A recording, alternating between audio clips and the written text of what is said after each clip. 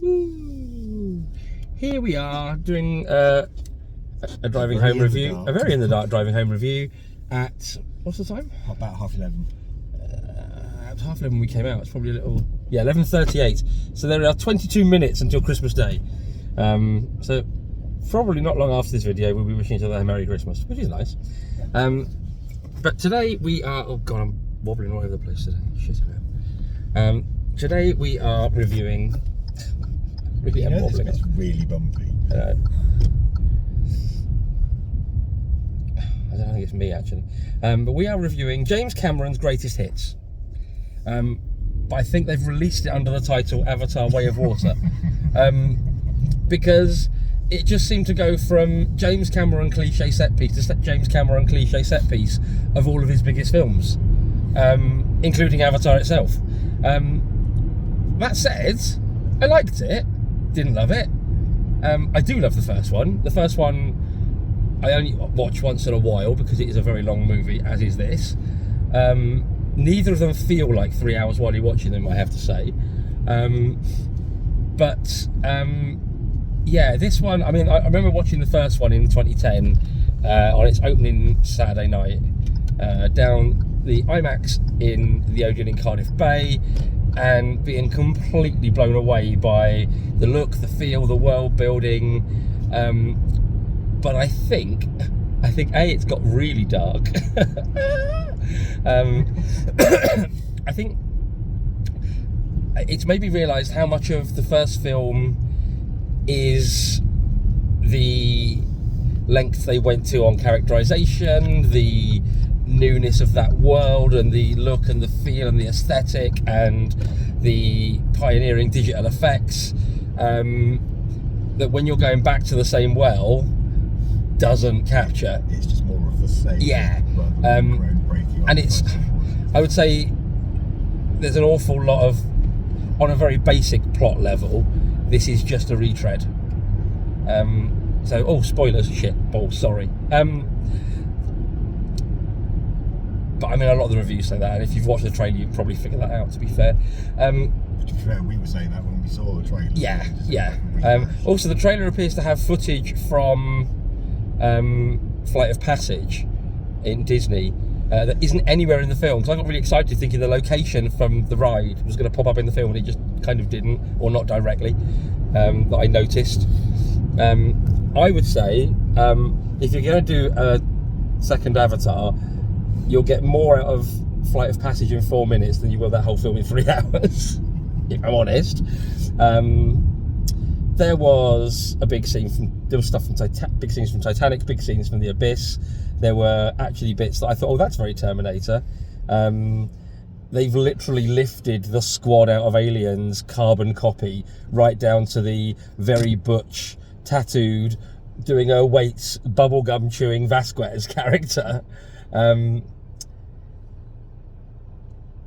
Yeah, I mean, it is a good film. I mean, obviously this is we've come out as our little Christmas Eve treat, which has been lovely, I have to say. We did 4DX. They've really turned up 4DX, haven't they? It didn't used to be that violent. I kept having to readjust myself from my chair where I'd been thrown down it ever so slightly. Did it keep you awake though? Oh, it did keep me awake. And there was a massive danger of me falling asleep. There has to be said. I fell asleep in the car on the way here. Excuse me. And I've got a cough. But yeah, it's enjoyable. I did feel that it was a bit like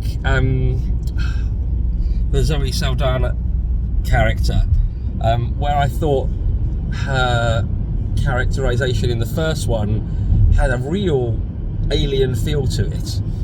Here it felt a little overwrought, like she was sort of like hamming up, almost doing panto Natiri with that.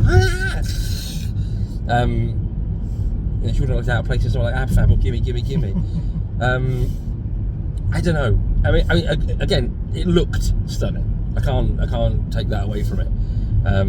Didn't think the 3D was all that this time around. No. Didn't like a couple of times I actually took my glasses off, and it didn't massively make a difference. There was obviously a bit of blur in sides and backgrounds or whatever, but it wasn't like, oh my god, I can't see anything because I've not got my 3D glasses on.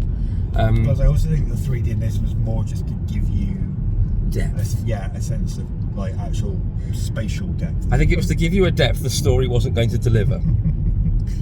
It's kind of why I was making a point to say it was spatial depth. Well, you know. Get it confused with anything else. Well, you know. So yeah, we're about to go into a dark patch, so I apologise. I was going to say something else then. Balls. We were talking about. Ta-da! No, my head's gone. What were we talking about? I know what film we're talking about. Neytiri, Panto. Yeah. I had something else to follow on that. No, go on, you go. 'Cause I can't remember. It'll come to me, maybe.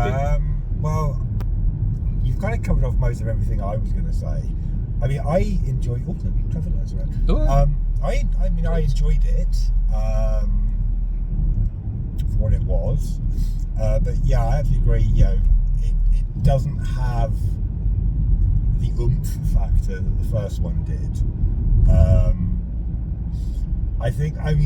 It's not a bad message to have necessarily, but it is very white guy does indigenous culture to it, but just riffing on a different set of indigenous cultures this time. Oh, well, you made a point about that in the car park, so you might as well talk about that.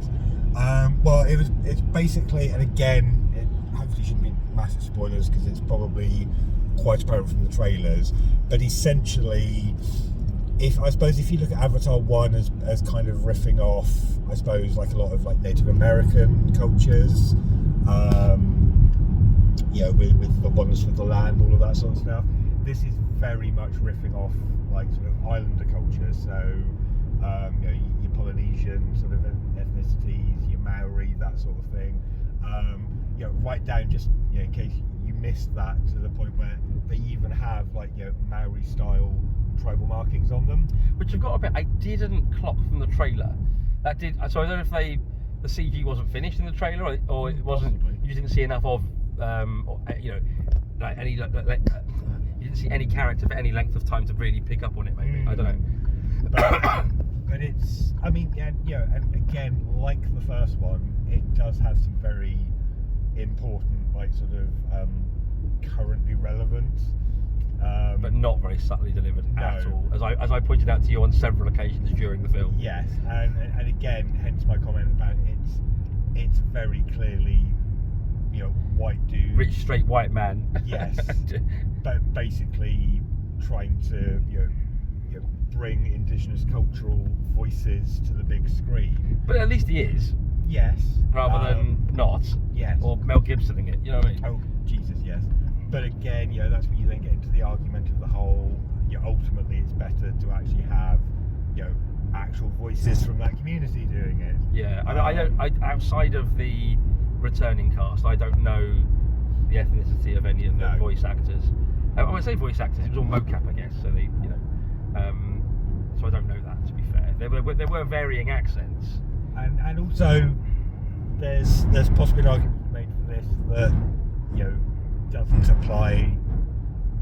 Unlike say to like Disney films like Pocahontas or similar, Sure. Which obviously got rightly bashed for being incredibly whitewashed.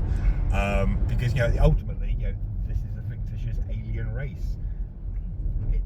There isn't you should have Polynesian actors playing these characters because these characters are not. You should have Navi actors playing these characters. Yeah, exactly.